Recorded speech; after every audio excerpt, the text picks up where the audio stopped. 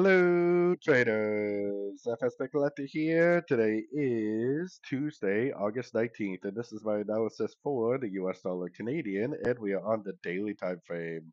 So on the daily time frame, like I've been saying, this move up very easily could be a pullback to this move down, and it could make a lower high and make a big move down.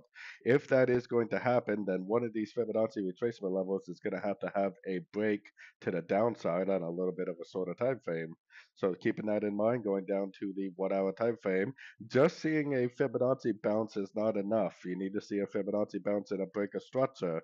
Since this is the most recent high on this time frame, that means that this low right here is the most recent structure. If price breaks this low right here, that's what's going to tell us that we're back into a big move to the downside. If it doesn't break that low and it just does, something like this, it just keeps on making higher highs, higher lows, then we need to enjoy the higher time frame move, which is currently technically up, and we need to just trade with the daily time frame, which is technically still up.